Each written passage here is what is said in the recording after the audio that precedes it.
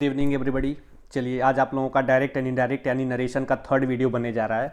और इसमें मैंने जो है दो चीज़ें शामिल की हुई हैं। पहला नियरनेस शोइंग वर्ड्स चेंजिंग और दूसरा असर्टिव सेंटेंस। यानी एक पार्ट उसका बचा हुआ था जो चेंजिंग होती है, तीन प्रकार की चेंजिंग होती है ये नरेशन में आपकी तीन चेंजिंग होती थी। नंबर एक टेंस में परिवर्तन, नंबर दो पर्सन में परिवर्तन और नंबर तीन नियरनेस शोइंग वर्ड्स में परिवर्तन। ठीक है, तो टेंस में परिवर्तन आपको पढ़ाया गया था यानी टेंस चेंजिंग, पर्सन चेंजिंग पढ़ा दी गई थी, नियरनेस शोइंग वर्ड्स चेंजिंग आपको नहीं बताई गई थी। तो वो इस वीडियो में मैंने कवर किया है। और उसके साथ साथ जो है एक और चीज़ मैंने जो कवर की है वो ये है कि आपको जो है असर्टिव सेंटेंस बता दिया गया है। एक मिनट, असर्टिव सेंटेंस बता दिया गया है।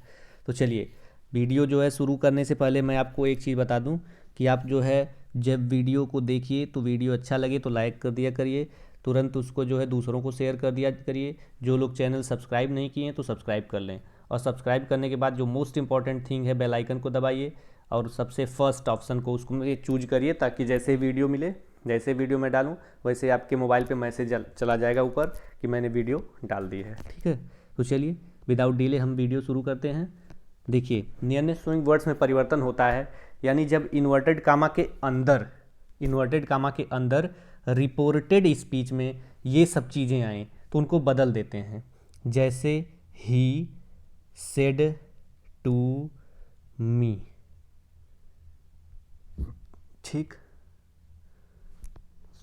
एक मिनट, डू से नहीं, ही इज कमिंग हियर। ठीक, अगर ऐसा है he is coming here, come here का यहाँ पे क्या लिखा गया है, कम हियर, ये तो कम हियर भी डक गया, लेकिन यहाँ पे कम हियर का गो देयर लिखा गया है।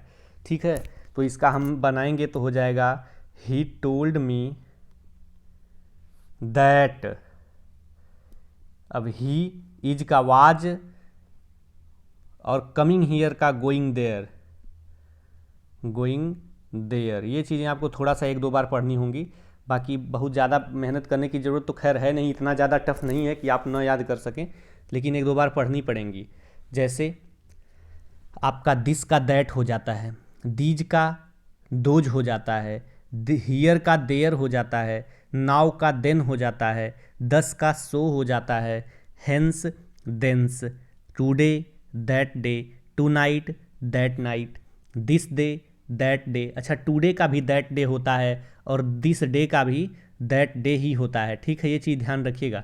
दिस नाइट दैट नाइट हो गया, come here go there, last week का द प्रीवियस वीक और द वीक बिफोर दो होता है, टुमारो का द नेक्स्ट डे और द फॉलोइंग डे, यस्टरडे का द प्रीवियस डे और द डे बिफोर। और जो इम्पोर्टेंट हैं वो यही हैं। देखिए लास्ट वीक का द प्रीवियस वीक वाला ही ज़्यादा इंपॉर्टेंट है ये चीज़, लास्ट वीक का द प्रीवियस वीक, टुमारो का द नेक्स्ट डे, यस्टरडे का द प्रीवियस डे। मतलब कॉमनली 19% क्या 95% यही आपसे पूछा जाता है। बाकी 5% में ये चीज़ें पूछी जाती हैं जो नीचे द फॉलोइंग डे या the week before, the day before, ये सब चीज़ें 5% में पूछी जाती हैं। फिर से आप एक बार देखिए, this that, these those, here there, now then, thus so, hence thence, today that day, tonight that night, this day that day, this night that night, come here go there, last week the previous week या the week before. तो last week का the previous week पहले number पे याद करेंगे हम, last week का the previous week, tomorrow the next day, yesterday the previous day. ठीक है, फिर से हम इसको फोकस करते हैं एक बार। This that, these those, here there, now then, thus so, hence thence, today that day, tonight that night, this day that day, this night that night, come here go there, last week the previous week और the week before, tomorrow the next day और yesterday का the previous day. एक दो बार आप अगर पढ़ना है तो स्क्रीनशॉट ले लीजिएगा, नहीं तो फिर इस वीडियो को थोड़ा सा 15-20 सेकेंड रिवाइंड करके, 15-20 सेकेंड क्या मैक्सिमम 1-1.5 मिनट रिवाइंड करके फिर से देख लीजिएगा 2-3 बार, तो ये याद हो जाएगा। तो चलते हैं हम अगले पेज पर। आपका है ये असर्टिव सेंटेंस का इनडायरेक्ट बनाना। असर्टिव सेंटेंस का मतलब उसमें अफर्मेटिव और निगेटिव दोनों आते हैं, ठीक है। तो असर्टिव में मैंने जो है बहुत ज़्यादा कुछ नहीं दिया है, बहुत लंबा वीडियो बनाने की कोशिश नहीं की है मैंने। ये सारे एग्जाम्पल एक साथ करके क्रम से मैं फिर से जो, ये सारे नहीं मतलब दूसरे अलग से एग्जाम्पल ले करके मैं फिर से कराऊंगा। और जो चीज़ें अगर आपको नहीं समझ में आती हूँ उसको जो है कमेंट बॉक्स में या मेरे व्हाट्सएप नंबर पे तुरंत आपको जो है मैसेज कर दिया करिए। तो हो सकता है कि मैं वो चीज़ें आपकी जो चीज़ें समझ में ना आई हो, मैं उनकी एक अलग से सबकी वीडियो ही बना दूं। सब जो चीज़ें आपको नहीं समझ में आई उन सबको एक में मिला के या 2 बार मिला के उन सब का वीडियो बना दूंगा, तो वो आपको क्लियर हो जाएगी। तो चलिए शुरू करते हैं असर्टिव सेंटेंस। अच्छा, असर्टिव सेंटेंस का मतलब होता है इसमें इंट्रोगेटिव तो नहीं, अफर्मेटिव और निगेटिव दोनों रहेगा। जैसे ही said, I am a good boy, ठीक। He said I am a good boy. अब देखिए यहाँ पे ये अफर्मेटिव सेंटेंस है, क्यों? क्योंकि निगेटिव नहीं लगा है, कोई नॉट वगैरह तो लगा नहीं है, न ही ये क्वेश्चन मार्क वाला सेंटेंस है, यहाँ पे क्वेश्चन मार्क नहीं, फुल स्टॉप लगा है, तो इसलिए ये अफर्मेटिव सेंटेंस है। तो अफर्मेटिव का मतलब, और लिखा रहता I am not going, I am not going, तो ये निगेटिव हो जाता। अगर इन्वर्टेड कामा मान लीजिए आई एम नॉट गोइंग लिख दिया रहता तो ये निगेटिव हो जाता। तो ये दोनों प्रकार के वाक्य जो है एक साथ अगर मिला दिया जाए तो इसको हम कहते हैं असर्टिव सेंटेंस। असर्टिव का मतलब अफर्मेटिव भी होता है और निगेटिव भी होता है, ठीक है। तो देखिए अगर अफर्मेटिव या निगेटिव सेंटेंस हो तो उसको हम कैसे बदलते हैं? सेड, अगर यहाँ पे सेड आए, यानी यह सेड आया है यहाँ पे ना, सेड आए, से आए, तो हम क्या करते हैं? सेड ही रहने देते हैं। और अगर सेड टू आ जाए, जैसे यहाँ पे सेड टू आया है, सेड टू, तो टोल्ड कर देते हैं, ठीक है। सेड आए से अगर सेज है तो सेज ही रहने देंगे, सेज टू को टेल्स कर देंगे। ये सब चीज़ें आप कॉमन सी चीज़ें समझ जाइए। अगर प्रेजेंट में है तब भी तो इसको बदलते ही हैं ना। तो ये अगर सेज है तो सेज, और सेज टू है तो टेल्स, ये भी बात है। तो सेड का सेड टू का टोल्ड, और कामा इन्वर्टेड कामा हटा के दैट लगा देंगे। और इसके बाद टेंस में परिवर्तन, नियरनेस टू वर्ड्स में परिवर्तन, पर्सन में परिवर्तन तो करेंगे ही। जैसे एग्जांपल देख लीजिए, he says I am your brother, तो he says present indefinite tense, और प्रेजेंट टेंस अगर in reporting speech present indefinite tense में क्या केवल प्रेजेंट टेंस में हो, इंडिफिनिट कंटिन्यूअस से कोई मतलब नहीं है। यदि रिपोर्टिंग स्पीच प्रेजेंट टेंस में हो तो रिपोर्टेड स्पीच के टेंस में कोई परिवर्तन नहीं करते हैं, तो नहीं करेंगे। ही सेज, तो ही सेज हो गया। और यहाँ पे योर है सेकेंड पर्सन, इसीलिए हमने ब्रैकेट में मी भी ले लिया कि हम ऑब्जेक्ट मी को मान के चल रहे हैं आगे। और कामा इन्वर्टेड कामा हटा के यहाँ पे बताया गया है कि दैट, तो हमने दैट को ले भी लिया, ठीक है। चलिए दैट को हमने ले लिया। अब आगे चलते हैं। ही सेज, इतना क्लियर है। और हमने योर के हिसाब से यहाँ पे मी ऑब्जेक्ट भी ले लिया, दैट कामा इन्वर्टेड कामा हटा के ले लिया। आई फर्स्ट पर्सन सब्जेक्ट के अनुसार, तो आई की जगह पे ही, क्यों ऐसा क्यों है कि आई की जगह पे ही? क्योंकि आई भी नॉमिनेटिव केस में है और ही भी नॉमिनेटिव केस में है। तो जहाँ का प्रिंसिपल, एक स्कूल का प्रिंसिपल दूसरे स्कूल में जाके प्रिंसिपल ही तो बन रहा है ना, तो हमको क्या ज़रूरत है उसमें जो है कोई अलग से परिवर्तन करने की। तो ही का ही हो गया। इज, क्योंकि टेंस चेंजिंग होगी नहीं, तो आई के साथ एम लगता था, ही के साथ इज लग जाएगा, ही के साथ एम तो लगता नहीं है। ही इज माई, अब देखिए योर है, योर सेकेंड पर्सन ऑब्जेक्ट के अनुसार, और ऑब्जेक्ट हमने माना था मी, ऑब्जेक्ट हमने माना था मी, तो आई माई मी, देखिए आई माई मी। और यहाँ पे क्या था? यू, योर और यू।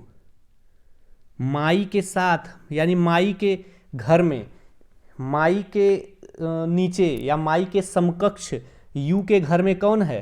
तो माई के समकक्ष यू के घर में योर है, तो हम योर को ही रखेंगे। देख लीजिए, माई के समकक्ष यू के घर में योर है, तो हम योर को ही रख रहे हैं, योर को रख लीजिए। योर है तो योर के स्थान पे हम जो है माई को रख रहे हैं। क्यों? क्योंकि मी के घर में जो है योर के समकक्ष माई ही है, तो माई रख लिए हम। अरे भाई फिर से इसको देख लीजिए कि आई माई मी, ठीक। और ये हो गया यू योर और you, I my me we our ours you your you होता है ना, तो माई और योर एक ही कॉलम में दिख रहे हैं ना, बस इसीलिए हम माई के स्थान पे योर, यानी एक ही केस में है। कहने का मतलब एक ही कॉलम में दिख रहे हैं, यानी एक ही केस में है। ये दोनों पॉजेसिव एडजेक्टिव केस में है, इसीलिए जो है माई की जगह पे योर और योर की जगह पे माई आ सकता है। तो यहाँ पे योर की जगह पे माई आ रहा है।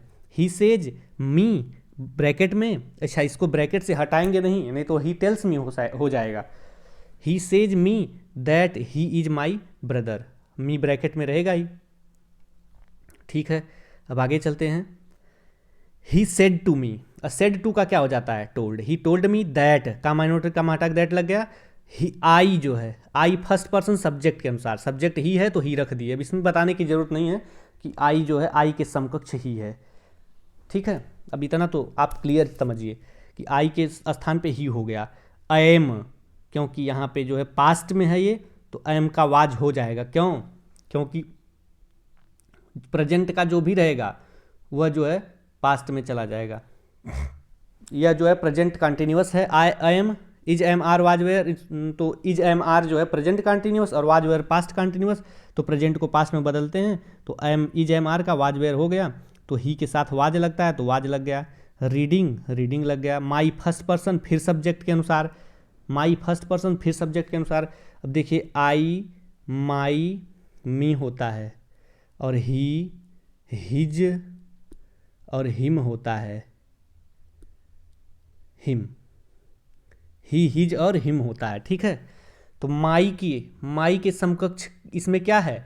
माई के समकक्ष इसमें हिज है। देखिए इसी तरह से आप जो है धीरे धीरे 2-4-10 सेंटेंस करेंगे ना, तो आपको ये सब चीज़ें क्लियर हो जाएंगी कि माई के स्थान पे कैसे हिज आ गया। ये सब चीज़ें सोचिए आप अपने दिमाग में कि आई माई मी होता है तो इसी तरह से ही हिज हिम होता है, तो माई पॉजेसिव एडजेक्टिव केस में है, तो उसी तरह से माई ही के घर में हिज पॉजेसिव एडजेक्टिव केस में है, तो माई के स्थान पे हम फर्स्ट पर्सन जो ही है, तो ही के घर में माई के समकक्ष हम देखेंगे, तो माई के समकक्ष ही के घर में हिज है, तो हिज को हम यहाँ पे रख देंगे। क्लियर हो गई बात? तो हिज और बुक्स, तो बुक्स अपनी जगह पे है ही, बुक्स हो गई। अगला देखिए ही सेड, तो सेड का सेड हो जाता है तो सेड रखिए। अच्छा देखिए एक मिनट, ये ही सेड के बाद यहाँ पे प्रमोद था, ध्यान दीजिएगा। ही सेड, तो सेड का सेड इसलिए यहाँ पे नहीं होगा क्योंकि यहाँ पे है Pramod, you are very lucky. अब अच्छा ऐसी सिचुएशन अगर हो कि Pramod comma you are very lucky, तो जो ये सेंटेंस है इसको हम कहते हैं वोकेटिव केस।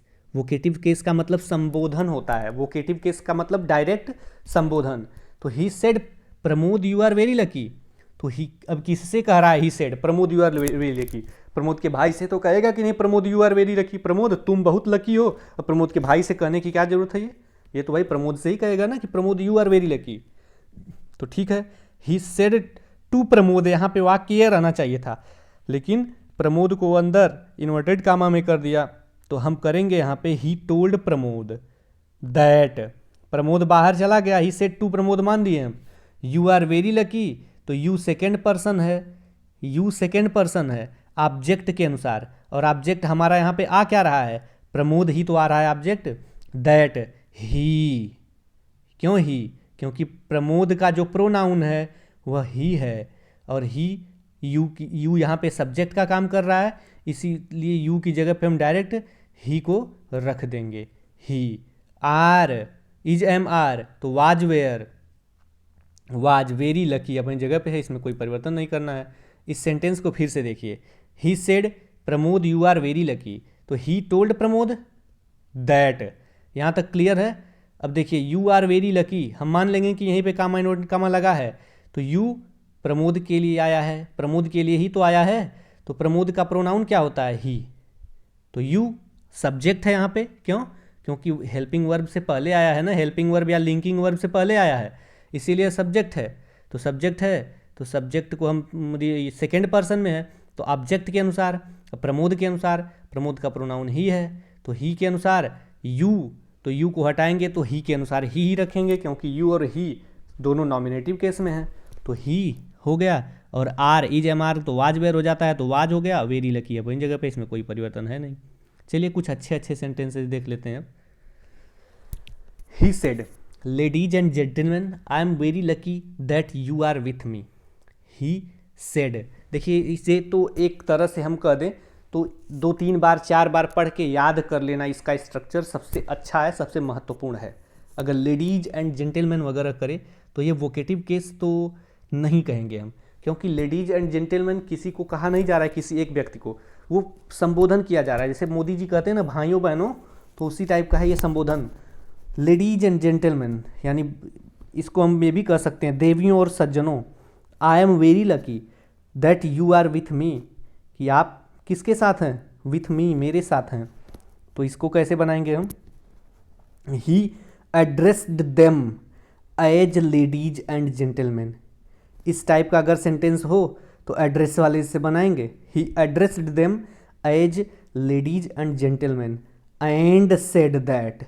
अब यहाँ से आई एम वेरी लकी तो ही, क्यों, क्योंकि फर्स्ट पर्सन सब्जेक्ट के अनुसार, he am is M R was where, he हो गया वाज हो गया, very lucky that, very lucky that you second person object के अनुसार। और ऑब्जेक्ट अब कौन है, लेडीज एंड जेंटलमैन ऑब्जेक्ट हैं, लेडीज एंड जेंटलमैन ऑब्जेक्ट हैं तो लेडीज एंड जेंटलमैन का मतलब कई सारे लोग, दे, एक ही व्यक्ति रहता तो ही हो जाता, लेकिन कई सारे लोग हैं तो दे। अब आर इज एम आर तो वाज वेयर वर, विथ अपनी जगह पे है, मी फर्स्ट पर्सन, देखिए मी को हम यहाँ पे ले रहे हैं, मी फर्स्ट पर्सन सब्जेक्ट के अनुसार ही, और आई my me, he his him, me him एक ही घर के हैं यानी ऑब्जेक्टिव केस में है दोनों, मी और हिम, तो मी की जगह पे हिम आ गया, क्लियर है। चलिए अब इसको अच्छा एक आध स्ट्रक्चर याद कर लीजिए आप कि he said ladies and gentleman तो he addressed them as ladies and gentleman and said that. इतना आप याद कर लेंगे तो अच्छा रहेगा, बार बार मतलब इस टाइप के अगर सेंटेंस कभी आए तो आपको कभी परेशानी ना हो, इसलिए एड्रेस्ड यानी उन्होंने उनको, ही एड्रेस्ड देम उन्होंने उनको एड्रेस किया यानी संबोधित किया, as ladies and gentleman ladies और जेंटलमैन कह कर संबोधित किया, और कहा कि and said that he was very lucky, वह बहुत लकी है, that they were with him कि वे उनके साथ हैं, that you are with me कि आप मेरे साथ हैं। ठीक है, तो फिर से इसको देख लीजिए। अच्छा एक और स्ट्रक्चर इसका है, he addressed them as ladies and gentleman. इतने को हम जो है, इतने को हम एक तरह से और बना सकते हैं, addressing them as ladies and gentleman. फिर देखिए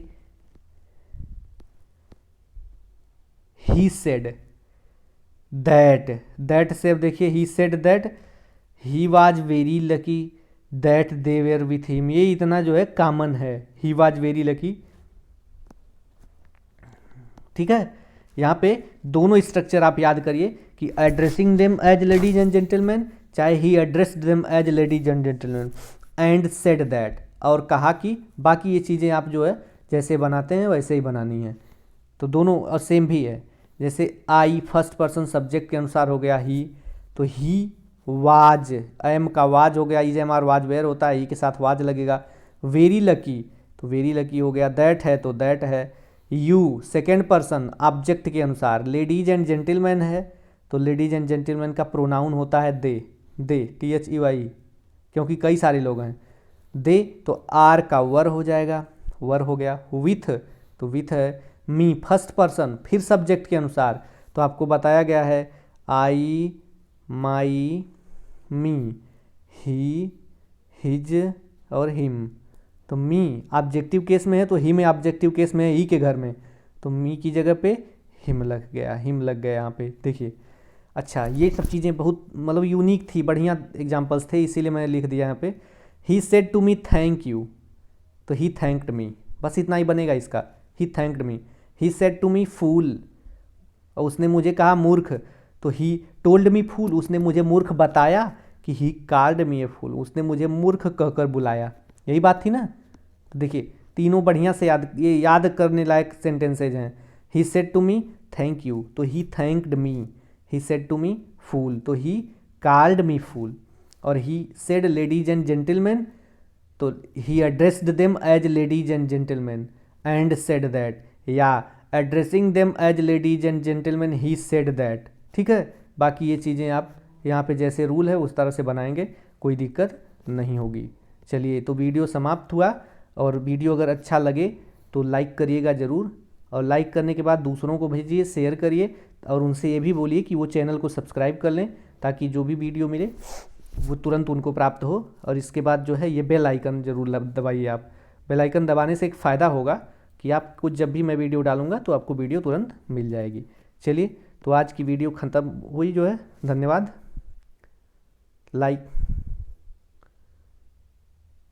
लाइक शेयर और सब्सक्राइब करते रहिए, और बाकी जो है